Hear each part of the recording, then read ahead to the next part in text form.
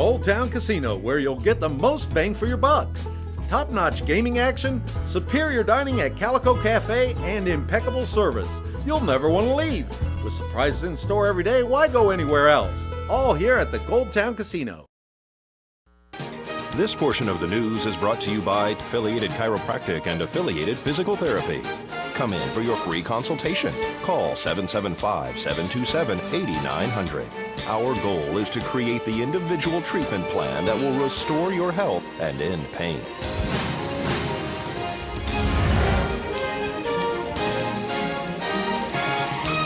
Welcome back to News 46. Let's go now to Bill Moeller with your first business brief. This is the first business brief for Tuesday, March 5th, and I'm Bill Mahler. Well, we love lists, and Forbes has now posted its annual Richest of the Rich list. Still on top, Carlos Slim of Mexico with his $73 billion. Then Bill Gates, Amancio Ortega of the Spanish retailer Zara. He bumped Warren Buffett down to fourth place, followed by Larry Ellison. But you know what Buffett says still matters. And on CNBC, he had some things to say about Apple. In a nutshell, they were, don't sit on all that cash, $137 billion and growing. With your stock hitting 52-week lows, start buying it back. And Monster Beverage is defending itself against a suit claiming the company's caffeinated energy drink caused the death of a 14-year-old girl. Inez Fournier, she went into cardiac arrest and died after she drank two 24-ounce cans of the drink in a 24-hour period. The company says no blood test was taken, and so caffeine toxicity could not be proved. I'm Bill Mahler, and that's the first business brief.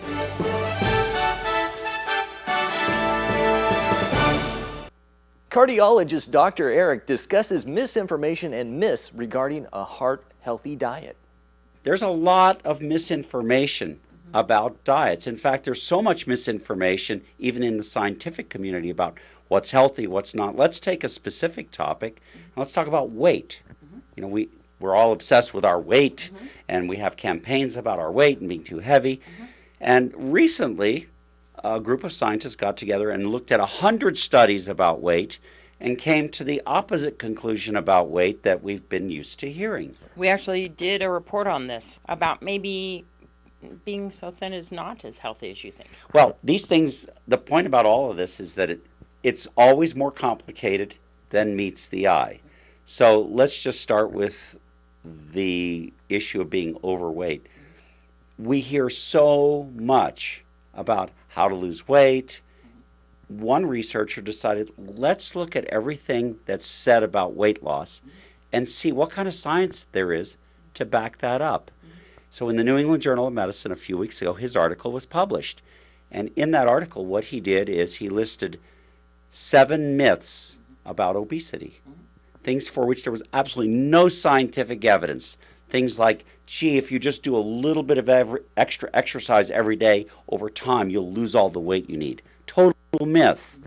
What about people who eat breakfast don't get as heavy? Total myth, no science whatsoever. What about the business about consuming a low-fat diet, that's supposed to somehow help you consume less calories and keep your weight under control? No data whatsoever to support that. So they were looking at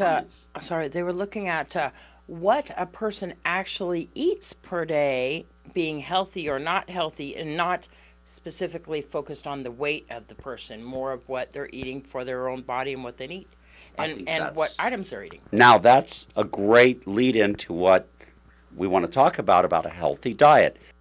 We'll have more with Dr. Eric and his healthy heart diet on tomorrow night's broadcast. The amateur radio operators test will be this weekend. Jerry Fugi invites everyone who would like to get their ham radio license to attend.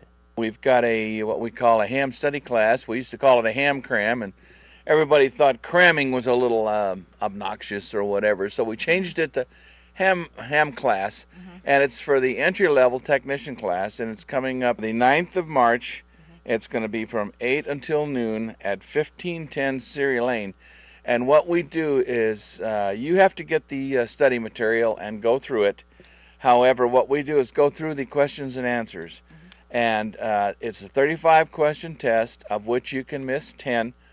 And usually we've had about a 90% success rate. And again, it's the entry level. The ham radio, you get licensed. At that time, you can, again, after that, once you get your books and stuff, contact myself at 727-9524 or Stephen Bird at 513-8632, and we can give you further information if you need it. If you need questions to study, you can go on the ARRL.org website and look up the technician class study material, and then you can go on the QRZ.com website and actually take practice tests. What's some of the benefits of being a ham radio operator? Well, some of the benefits depend. It's one of the hobbies that you can get into where you can spend the least amount of money or as much money as you can afford. And some of the benefits is we work with emergency services throughout the world, not just in the United States. I've had my radio and used it in Austria. You can talk around the world. You can be as helpful. They have hurricane nets. Salvation Army has a network. We handle traffic and messages during emergencies. Sometimes we are the only link in emergencies for communications. And what's the age limits for becoming a ham radio operator? There is no age limit. We've had operators as young as 10 years old get licenses. We've had blind people get their licenses. They make a braille for those. Or what we do is if you have problems reading, they will read the questions and answers to you, and all you have to do is supply the correct answer. We'll have your local weather with Ian B. Clark right after these messages.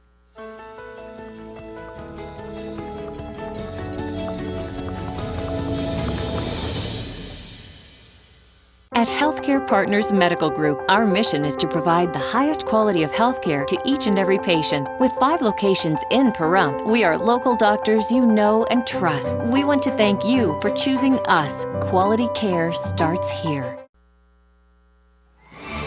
News 46 Weather is brought to you by Healthcare Partners Medical Group, with 5 locations in Pahrump. Local doctors and professional staff providing total care from infancy to seniors. News 46 Weather is also brought to you by your local dairy farmers. Dairy products are very important in maintaining a healthy body. For more information, you can visit their website at nevadadairycouncil.org.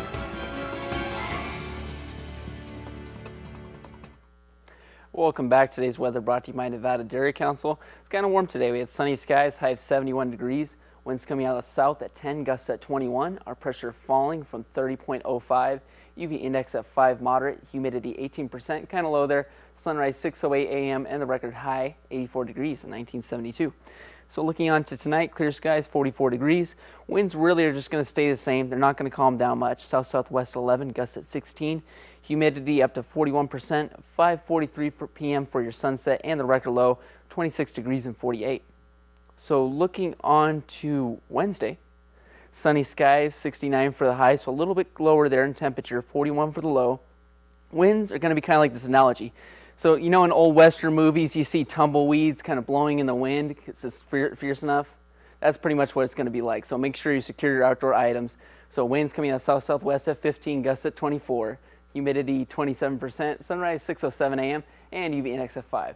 So looking onto the 7-day, Thursday we're going to have a lot of clouds come in. That's going to be mostly cloudy skies. Temperature is going to come down to 63 degrees there. And then afterwards, Friday and Saturday, there's a 30% chance of rain. Either rain or it's going to be very cloudy. 58 for your high on Friday and 59 on Saturday. And that does it for this edition of News 46. I'm Glenn Evers, and from all of us up here on the Hill at KPVM, we wish you a great night, and we hope you'll join us tomorrow. Good night.